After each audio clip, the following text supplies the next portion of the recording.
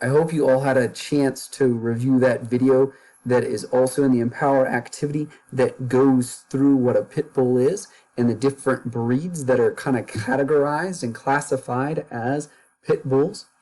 What we're going to do now is I'm going to take you through several different videos of news outlets discussing what has happened over the last year in the city of Denver legislature in removing or repealing a ban on pit bulls in the city of Denver and replacing it with some breed restrictions on ownership of pit bulls. We're going to go ahead and see how this gets started. Well, some see a killer, others a best friend. More so than seemingly any other animal, everyone seems to have an opinion on pit bulls. Over the next few weeks, we expect to find out if Denver's views lean more toward love than fear. And this as a city councilman pushes repealing the city's decades-old ban on this breed. Denver 7's Lance Hernandez spoke to pit bull defenders and to a woman who wants them outlawed at any cost. This was Dax in his first and only Halloween costume. Sharon Zaharsky's grandson Dax was viciously killed by a pit bull in Wisconsin. Her daughter had taken him to a friend's house, one they'd been to numerous times without any problems.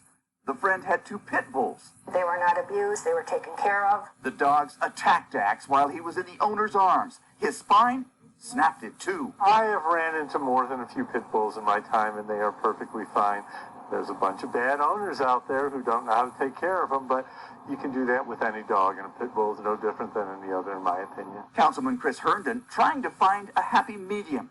He says despite the ban, there are pit bulls in Denver. His proposal? Bring them out of the shadows. Where are they? We don't know. Are they getting the socialization that they need? More than likely not, because the owners are afraid to take them out because they might get taken away from their families. He wants Denver pit bull owners to get a breed-restricted license and prove their pit bulls have been microchipped and vaccinated. If there are no violations in 3 years, Animal Protection could remove the special licensing requirement. To me, it's not about the breed. It's about how that dog is raised. Is the dog socialized? I mean, what type of proper care does it have? Most pit bull owners and lovers say that it's the way they're raised, and in this case it's not. And I understand he's trying to find some middle of the road, but once somebody is dead, they're dead. Lance Hernandez, Denver 7. All right, so in that video, we saw that Councilman Chris Herndon was preparing to introduce to the city council, and the city council is the legislative branch for the city of Denver. They're responsible for making laws for Denver. Councilman Chris Herndon was going to introduce a law that would, first would repeal the ban on pit bulls, but then would put some restrictions in place on pit bull ownership, and that was voted on by the city council, and we'll see what happens next here. Been one of the hottest debates in Denver for months, and tonight it's over. Denver City Council voted 7-4 to repeal the city's decades-old ban on pit bulls.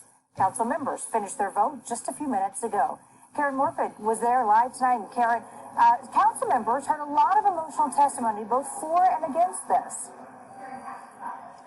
Karen, they heard a lot of stories tonight from some people who have raised and lived with and cared for pit bulls their entire lives. Others from those who have been harmed by the animal. In the end, it was City Council who made that decision, 7-4, to repeal that ban. After nearly 3 decades, Denver is reevaluating its ban on pit bulls with input from the community they serve. Supporters say the current ban is flawed. I think it's archaic, it's outdated, it's based off of bad information. It was put in place in 1989 after a high-profile attack on a 3-year-old child.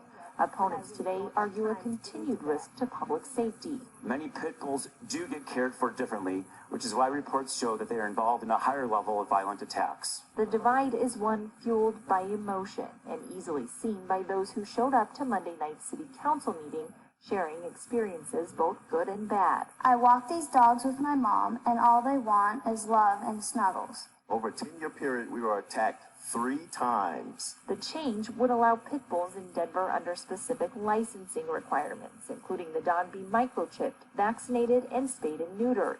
It would also limit the number of pit bulls per household, and owners would have to notify Animal Protection if the dog escapes or bites. Some say the change is being rushed, while others believe it's long overdue. For a lot of our movements and progressive directions that are necessary, that this is one that still maybe is overlooked. While that did pass this evening, while council did vote to repeal that ban, it will be 90 days before that goes into effect. We have more information online at cbsdenver.com.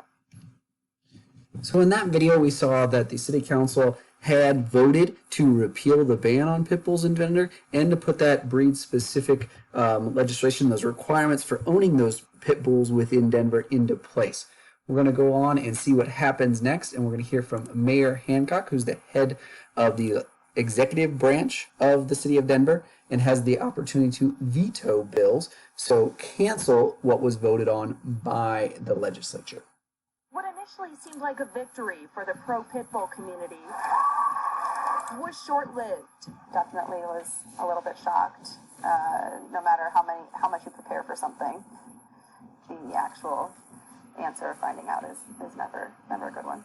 Mayor Michael Hancock vetoing City Council's decision to repeal the 30-year ban. I just kept thinking that if this were to become a law in our city and harm comes to someone as a result, then we would have done a disservice to the people of Denver. Certain years, 60+% of the fatalities are caused by suspected pit bull breeds.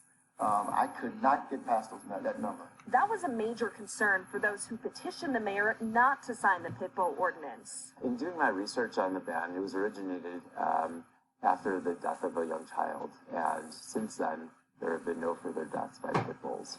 And so it's a matter of safety for me, in that it's been effective in keeping the people of Denver safe. Those against the veto say pit bulls are not any more dangerous than other dogs when it comes to their bite. They're very sweet, very loving dogs, and we are trying to push that it needs to be owner responsibility as opposed to breed discrimination. The rule change would have set up a licensing process for pit bulls, but Hancock says less than 20% of pets in Denver are currently licensed, which is a problem. We've got to work on those issues before we even take a serious look at this pit bull ban, and I hope City Council will do that. And City Council still could override this, but they would need 9 votes to do it. Earlier this week, they only had 7. We will continue to follow this story and bring you the latest. In the newsroom, Laura Wilson. So there we heard from Mayor Hancock, who vetoed the bill that would repeal the ban but require a license for pit bulls in the city of Denver. So now let's look at the next one here. So this is what happened next, and this was a response by the councilman of the city of Denver.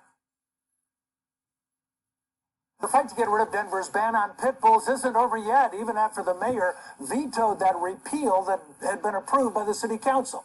Tonight, city council had one more chance, but ultimately came up 1 vote short as it tried to overturn the mayor's veto. And we have learned, however, the fight to repeal the ban will go on. Kelly Worthman has been following those efforts, and Kelly, looks like Denver voters might get the final say, huh? Jim, the saga continues here. The councilman who first proposed repealing the pit bull ban says he's disappointed in tonight's decision, but is encouraged that the conversation is far from over. Motion fails. It wasn't the outcome Councilman Chris Herndon was hoping for, but he's optimistic. One day, pit bulls will be allowed in Denver again.